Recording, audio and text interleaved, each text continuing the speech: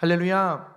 자, 기도하기 참 좋은 계절, 함께 하나님의 우리의 영혼육 가운데 채워 주시를 하나님, 사랑으로 더욱더 은혜로 베풀어 주실 하나님을 기대하며 나온 여러분들께 말씀을 통한 하나님의 그 크신 은혜와 깨달음이 오늘 여러분의 심령 가운데 깊고 넓게 임하게 되시길 주님의 이름으로 축원합니다. 자, 우리 좌우 앞뒤 분들과 우리 인사하겠습니다. 하나님 당신을 너무 사랑하십니다. 인사하겠습니다.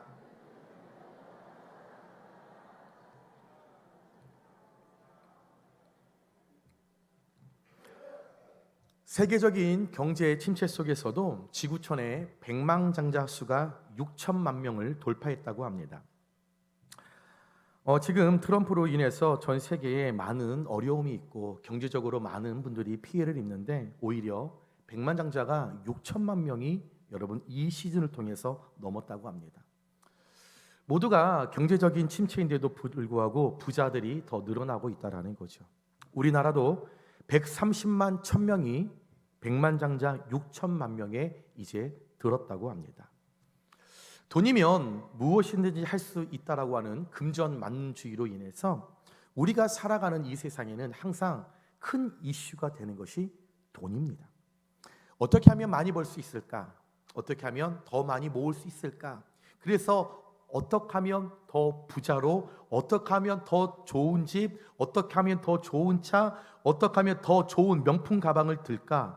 그래서 많은 사람들이 일확천금을 누리고 주식, 비트코인, 부동산에 투자하면서 돈만 벌 수 있다라고 하면 뭐든지 가리지 않고 그냥 닥치는 대로 모으는데 혈안이 된 세상이 지금 저와 여러분이 살아가는 세상이라 말해도 과언이 아닙니다. 성경에도 돈 문제에 관해서 3000번 이상 언급하고 있는 것을 보면 우리의 생활 속에서 이 돈이라는 것은 여러분 굉장히 중요하다는 것을 알 수 있는데, 특별히 복음서, 사복음서를 보면 예수님께서 돈 이야기를 얼마나 많이 하셨는지를 우리는 알 수 있습니다. 예수님께서 공생의 기간 동안에 이 사복음서를 통해 하신 말씀을 분석해 보면 흥미로운 사실을 발견하게 됩니다.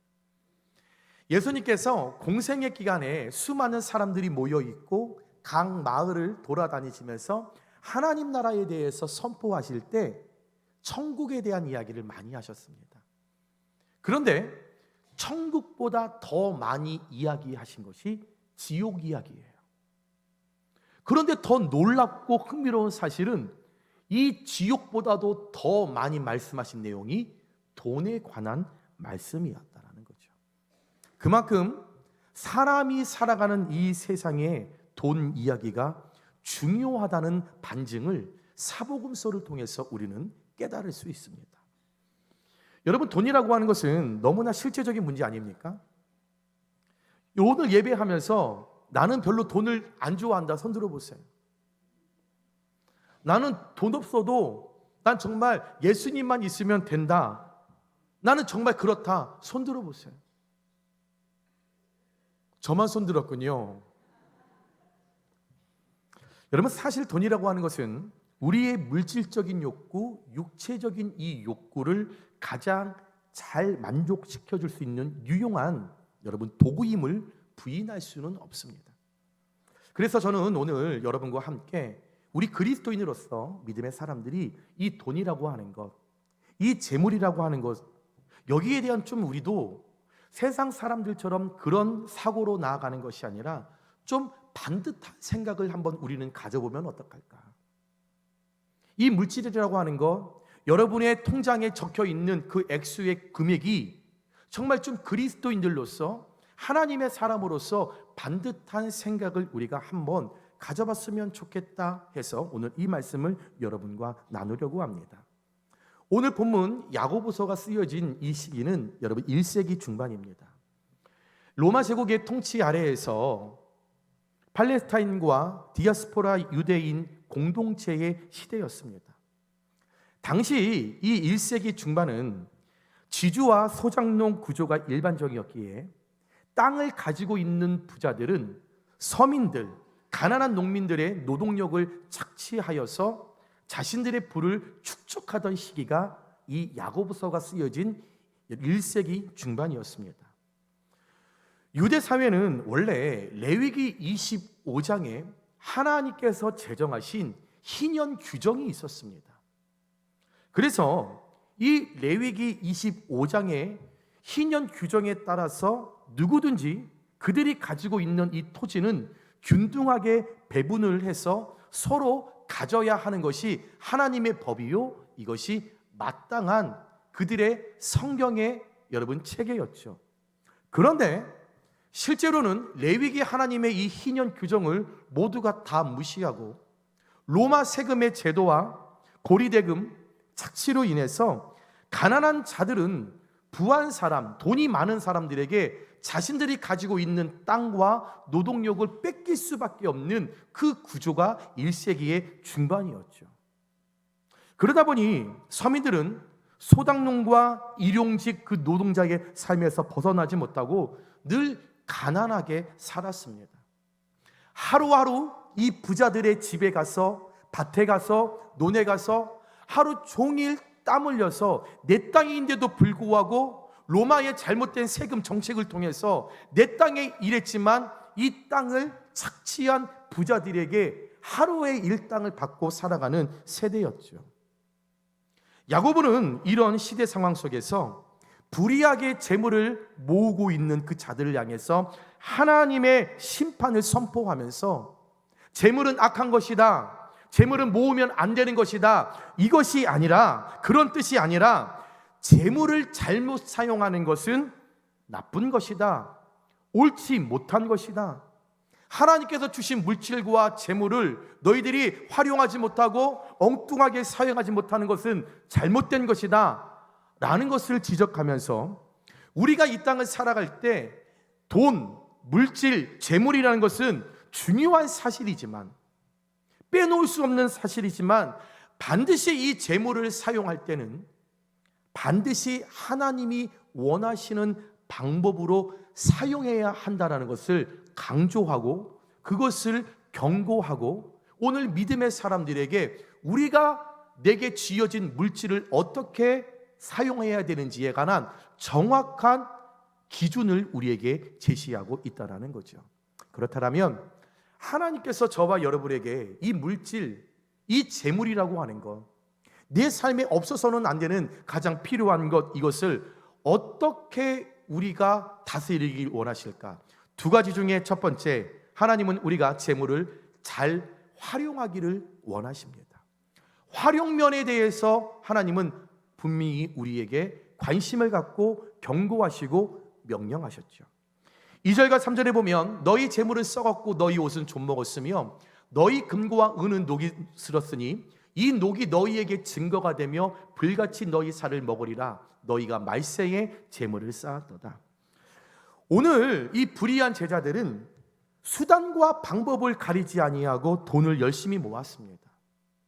여러분, 재물을 모으는 것, 돈을 모은다라고 하는 것, 부지런히 모으는 것은 누군가가 탓할 필요가 없습니다. 내가 열심히 해서, 내가 수고해서 모으는데 왜 그걸 누가 이야기를 합니까? 저와 여러분도 할 수만 있다면 열심히 재물을 모아야 합니다. 저와 여러분도 돈을 열심히 모아야 합니다. 사자성어 중에 가급인족이라는 집집마다 살림이 부족함이 없다라는 이 말이 있는데, 재물이 넉넉해야 생활에 여유가 있다라고 하는 의미로서 사실 저와 여러분이 살아가는 이 세상에는 재물이 있어야, 돈이 있어야 여유가 있다라는 거예요. 맞죠? 여러분, 돈이 있어야 마음의 여유가 있어요. 돈이 있어야 가정을 만들어 가는데 여유가 있어요. 재정이 바닥나면, 돈이 없으면 여러분 모두가 힘이 들죠. 여유가 없으면 모두가 짜증날 수밖에 없죠. 그런데 문제는 예수님께서 달란트 비유를 통해 분명 믿음의 사람들에게 알려주신 것이 무엇이냐면, 받은 달란트를 분명히 우리는 잘 활용해야 하는데, 받은 달란트를 활용하지 않고 땅에 묻어두었던 한 달란트 받았던 자를 예수님은 복음서에서 심하게 책망하셨다라는 거예요. 오늘 한 달란트 받은 그가 이것을 활용하지 않고 땅에 묻어뒀을 때 그 주인에게 엄청난 책망을 받았던 것처럼 오늘 불의한 이 부자들, 하나님이 주신 이 물질을 활용하지 않고 사해 바다처럼 그냥 모으고 흘러보내지 않았을 때에 그들이 목적 없이 그 얼마나 재물을 모으고 사재기했는지, 창고에 쌓아놨는지 오늘 성경에 그 재물이 창고에서 썩고 종먹고 녹슬었다라는 거예요.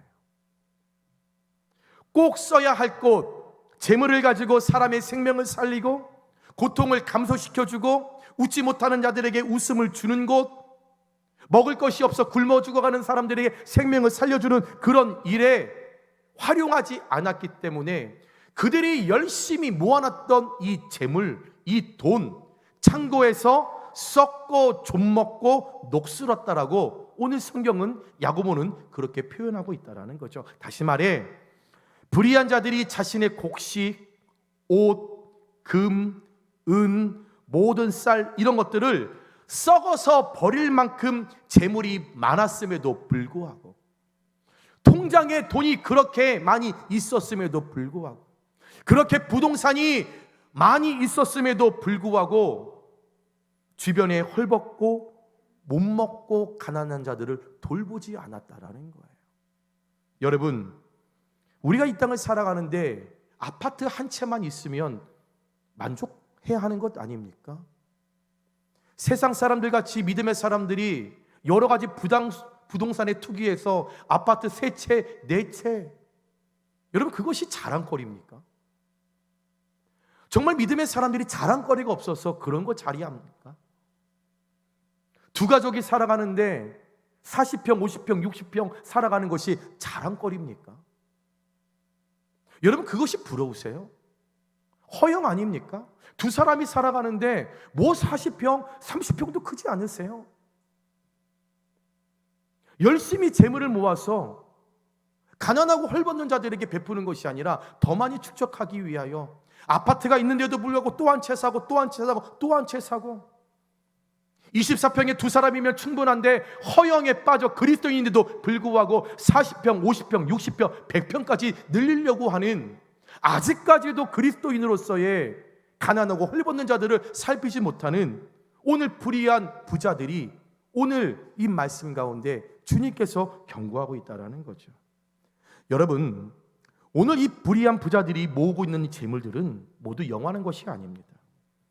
그저 이 세상에 살 동안 잠시 잠깐 있다가 사라지게 될, 죽으면 죽을 때 누가 여러분 아파트 그 증서 누가 여러분 갖고 갑니까? 여러분의 통장에 있는 거 누가 죽을 때 그거 다 여러분들 들고 갑니까? 호환찬란한 여러분들의 금은보석 누가 죽을 때 다 갖고 갑니까? 아주 일시적인 것들에 여러분 불과하다는 거죠. 또한 하나님께서 믿음의 사람들에게 재물을 주실 때에는 필요한 곳에 적절하게 사용하라고, 활용하라고 주신 겁니다. 하나님께서 어떤 사람에게 재물을 주시는 것은 분명한 목적이 있고 하나님의 의도가 있고 하나님의 계획이 있다라는 거죠. 그런데 그저 아무런 뜻 없이 오늘 본문처럼 쓰지도 못하면서 활용도 못하면서 그냥 창고에 다 쌓아놔 그것이 다 썩고 좀먹고 녹슬게 만들으라고 하나님께서 주지 않으셨다라는 거예요. 그럼에도 불구하고 많은 사람들은 자신의 재물이 많아지면 재물을 주신 하나님의 뜻을 생각하지 않습니다. 하나님의 의도를 생각하지 않아요. 하나님의 계획을 관심이 없어요. 자신의 생각대로 그냥 그 자신의 욕심을 따라 재물을 사용할 뿐이라는 거죠. 사업이 망했어요. 어려워졌어요. 하나님 앞에 나와 철야하고 새벽에 나와 기도하고 작정하고 금식하여 하나님께 하나님 물질을 주신다라고 하면 하나님의 목적에 쓰겠습니다. 하나님 앞에 고백하여 하나님의 물질의 축복을 주셨더니 많아지니까, 재물이 모아지니까 내가 그때 그렇게 애틋하게 기도했던 하나님의 목적과 의도를 그리스도인들이 얼마나 많이 잃어버리고 있습니까? 또한 어떤 사람들은 재물을 쓰지도 못하면서 그냥 모으는 일에 열심히 혈안이 되어 있어요. 모았으면 좀 써야 하는데, 모았으면 예쁜 옷도 좀 사야 되는데, 모았으면 예쁜 귀걸이도 좀 매야 되는데, 모았으면 좀 겨울에 따뜻하게 살아도 되는데 모으기만 했지 이 추운 겨울에도 17도, 18도로 해놓고 그것을 자랑하고 있어요. 저는 22도만 해도 춥던데 쓰지 못해요. 열심히 모았는데 5만 원짜리 스테이크 먹으면 손이 발발발발 떨어요. 그냥 이 땅 가운데 그냥 모으는 것에만 힘쓰다가 써보지도 못하고 활용하지 못하고 돌아가시는 분들이 너무나 많이 있습니다. 그러나 재물을 쌓아놓기만 하면 그 재물은 누군가에게 아무런 도움을 줄 수 없습니다. 재물이라는 것은 누군가를 위하여 사용될 때에 유익을 주는 것이지 재물 자체를 모았다고 해서 유익을 주는 것은 아닙니다. 사랑하는 여러분, 자신만의 유익을 위해 재물을 모으고 쓰지 않는 행위는 하나님과의 뜻과는 관계없이 재물만 축적하는 이 행위는 오늘 말씀에 분명히 심판이 있다라고 말하고 있습니다. 1절입니다. 들으라 부한자들아, 활용하지 못하고 그냥 모으기만 하며 베풀지 못하고 가난한 자들에게 나누지 못하고 나만 잘 먹고 잘 살아가겠다라는 이 부한자들아, 너희에게 이제 이 말 너희의 노후에 막혀있는 사회처럼 흘려보내지 않는다라면 너희에게 이 말 고생으로 말미암아 너희는 울고 통곡하리라. 하나님 하신 말씀이에요. 여러분, 우리가 이 말씀을 기억한다면 저와 여러분은 오늘 이 말씀의 불의한 부자처럼 자신의 재물을 믿거나 의지하지 마시고, 즉 그것으로 하나님을 대체하여 하나님이라고 섬기지 마시고, 내게 있는 재물, 내게 있는 물질, 내가 모으고 있는 이 모든 돈, 하나님의 소유임을 정확하게 인정하시면서 나는 세상 사람들과 다른 선한 청직이라는 것을 기억하시면서 이 땅에서의 하나님 주신 재물, 나, 너, 이 모든 것을 떠나 하나님의 사랑, 이웃 사랑을 위한 올바른 목적을 가지고 활용하고 그것에 흘려보낼 때에 먼 훗날 그 심판대 앞에 섰을 때 주님으로부터 착하고 충성된 종이라, 잘했다 꼭 칭찬받으시는, 활용의 칭찬을 누리시는 저와 여러분들 되시길 주님의 이름으로 축원합니다. 두 번째, 주님은 우리에게 오늘 말씀을 통하여 재물을 올바르게 모아야 할 것을 우리에게 경고하십니다. 4절 말씀에 보면 보라, 너희 밭에서 추수한 품꾼에게 주지 아니한 삭시 소리 지르며 그 추수한 자의 우는 소리가 만군의 주의 귀에 들렸느니라. 여러분, 고대 사회에서 일용직 노동자는 그날 품삯을 받아야만 그 저녁에 돌아가서 온 가족들이 함께 먹고 마실 수 있었습니다.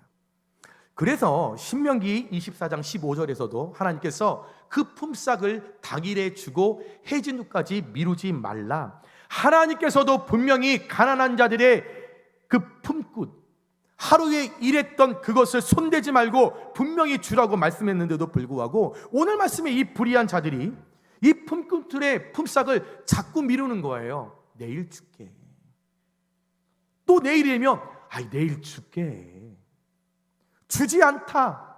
여러분, 아포스테레오입니다. 훔친다, 속인다, 약탈하다, 사치하다, 빼앗다. 마땅히 줘야 할 것인데도 불구하고 주지 않고, 즉 훔치고 속이고 약탈하고 빼앗아서 자신들의 재물을 불의하게 모았다라는 거죠. 오늘 이 성경에 불의한 이 부자는요, 자신들의 처와 아이는 먹을 것에 대해서 걱정하지 않아도 돼요. 창고에 쌓여 있다니까요. 그런데 오늘 억울하게 내 땅을 이 부자에게 뺏겨서 수고하여서 일당을 받아야만 오늘 저녁에 돌아갈 때 시장에서 고등어 한 마리 사서 여우 같은 아내와 토끼 같은 자식들 입에 넣어줄 수 있는데, 이 불의한 부자가 이 품삯을 주지 않으면 이 가족은 하루 굶어야 되는 거예요.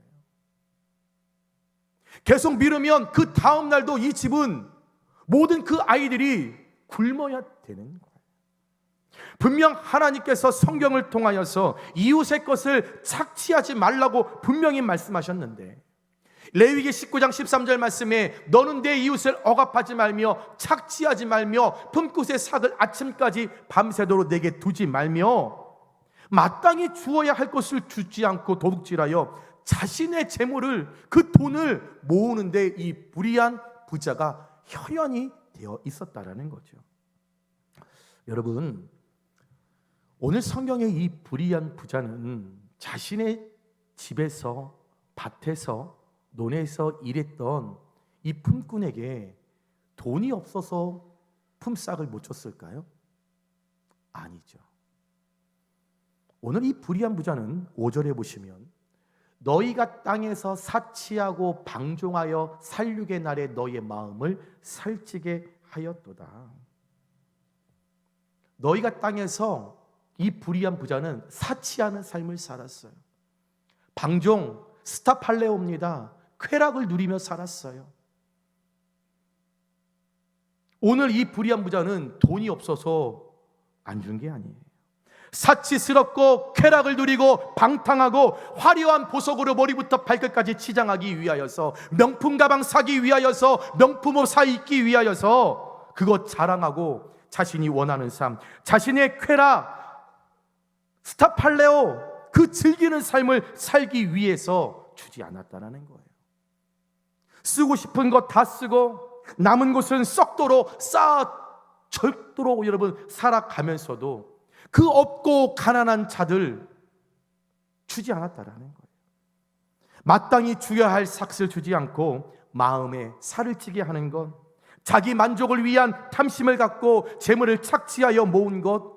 그런데 여러분, 이런 행위는 하나님의 명령과 율법을 어긴 악한 행위로 하나님은 이런 상황을 절대 넘어가지 않으십니다.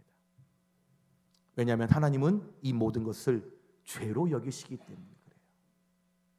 그래서 그리스도인들이 하나님의 목적과 하나님의 의도와 계획을 가지고 물질을 주셨는데도 불구하고 이것을 우리가 흘려보내지 아니하고 창고에 쌓아두기만 하면 오늘 말씀처럼 썩고 좀먹고 그것이 녹슬도록 하나님께서 재정과 재물과 돈을 다 빼앗아 가십니다. 여러분, 우리는 지금 자본주의 사회에 살고 있습니다. 그러다 보니 많은 사람들이 수단과 방법을 가리지 않고 그 소유를 향해 질주하고 살벌한 경쟁 사회 안에서 서로를 경쟁 상대로 여기며 내가 짓밟고 올라가 쟁취의 삶을 살아가고 있죠. 그러나 진정한 자본주의는 나눔과 배려 및 동감입니다. 어느 순간부터 이 자본주의라는 말이 우리에게 이런 불의한 재물을 소유한 부자들 때문에 자본주의의 정신이 여러분 왜곡되었습니다. 자본주의의 창시자 애덤 스미스는 그의 저서 국부론을 쓰기 전에 1759년에 그의 도덕 감정론에서 인간의 사회적 덕성을 동정과는 질적으로 다른 동감에서 그는 찾았다라는 거예요. 다시 말하면 자본주의에서 돈을 모으는 것도 중요하지만 이보다 가장 더 중요한 것은 모으는 방법이 정직해야 된다라는 거죠. 그런데 이 자본주의 사회 가운데 오히려 불의한 부자들로 인해서 이것이 왜곡되고 이것이 희석이 되어서 이제는 이 자본주의 돈만 있으면 돼, 저 사람을 죽이고 짓밟고 내가 올라가서 내가 더 많이 벌면 돼, 어려운 기업, 작은 기업을 함께 살아줘야 하는데 아니 그것을 죽이고 그냥 우리가 더 크게 되면 돼 라는 이 왜곡으로 자본주의의 이 정신이 여러분 다 왜곡되어졌다라는 거죠.